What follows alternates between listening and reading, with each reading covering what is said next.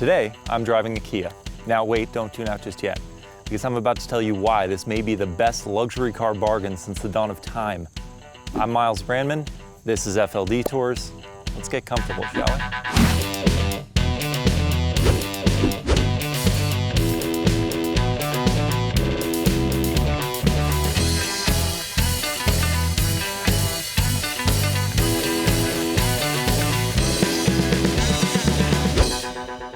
Charles, where the Grey Poupon reserves were fresh out back here. So the Kia K900, where should we begin? How about the way it looks? I'm actually a fan. I think the styling is unique, it's distinct. It does catch attention, and not in a bad way. Yes, you wouldn't confuse this for one of the German rivals like the Mercedes S-Class or BMW 7 Series, but that's not wholly a bad thing, because you can tell it's premium. You can tell it's unique. There are things like the Porsche Panamera-esque quad headlights at each end. Yes, they're not completely Kia specific, but they're a nice quality feature. And the grille looks premium. It's not some confusing Chinese carbon copy creation in terms of the shape and everything. This is actually something wholly its own. And that actually gets even better when you come and sit in the interior. There's this leather everywhere, two-tone black and white interior experience to greet you. And when I mean there's leather everywhere, I mean that. Every piece that you'd possibly ever want to touch is wrapped in leather, except for the Alcantara headliner.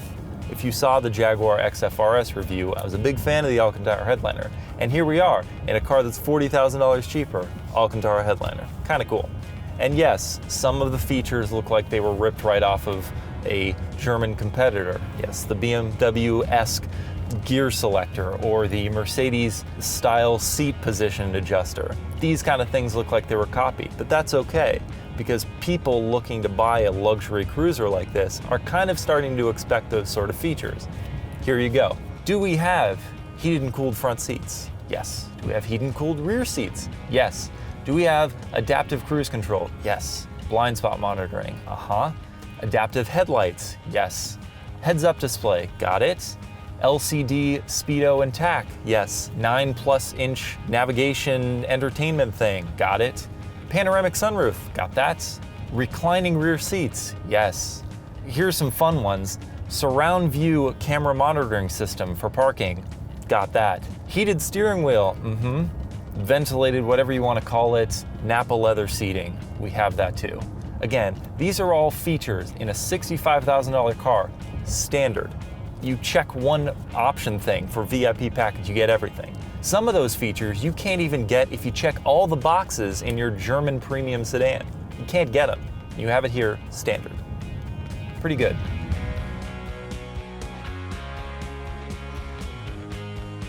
Moving on to performance.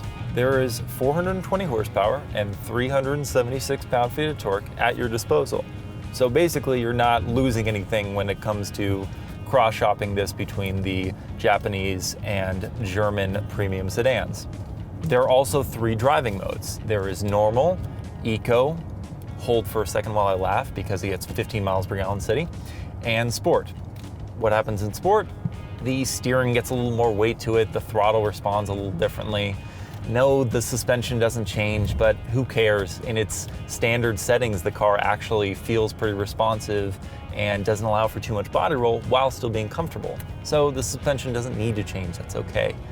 I actually kind of like that there are only 3 settings, by the way, because this isn't one of those, oh, I want my steering to respond differently from how my throttle responds to how different my dampers are working to how far my thumb is up my ass kind of moments. No, there are 3 settings. That's what you get. That's all you need.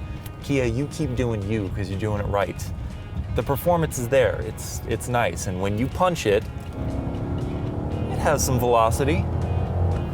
Definitely enough to get you in trouble if you're not paying attention.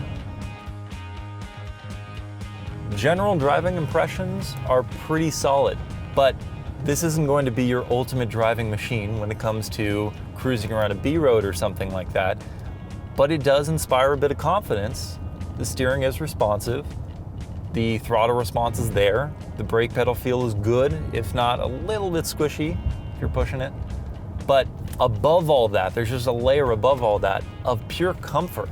You could cruise for hours in this thing and it would not be taxing in the slightest. It's a very, very pleasant place to be. Some other fun features include Bluetooth audio, adjustable headrests, soft touch doors. If you don't know what those are, cut to the B-roll. The turning radius is remarkably good. It's like eerily good in a car this big. It should not be this good. There are more places to plug in through USB or 12 volt than 10 cars combined. So we have to address the cons, of course, but there are few of them, very few in fact.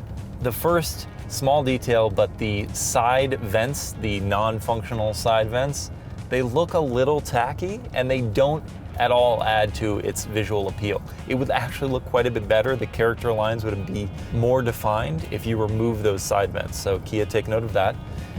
The steering responsiveness, it's not bad, but I would say there's about a half-second delay for any sharp movements of the wheel, which, if you're not paying attention, could get you into trouble. So if that was hastened up a bit, this fly-by-wire system, drive-by-wire system can be improved, but I'll give them the benefit of the doubt. This is leaps and bounds better than where they were 10 years ago. So improvements there. Finally, if they could just do something about the fact that there's a Kia badge on the front and rear of the car. Oh, terrible. No, I'm serious. If those are issues for you, that's a personal problem. That is not a car manufacturer problem. Get over yourself. It's a Kia. It also happens to be one of the finest automobiles you can buy. Bottom line, incredible comfort, good looks, plenty of go fast, and an insultingly good bargain. You better have a good excuse for going for something like Mercedes, BMW, Lexus, Audi, more than just badge snobbery. It's just like the SRT Hellcat twins. 707 horsepower for 60 grand. That's supercar kind of power for, I don't know, BMW M4 kind of money. Here, same kind of deal. Elite level luxury for entry, mid-size BMW kind of money. Use your brain, not your pride.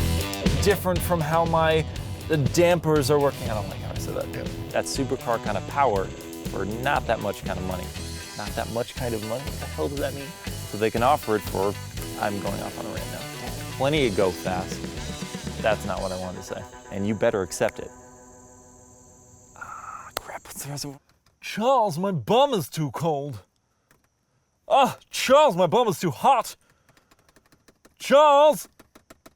Charles!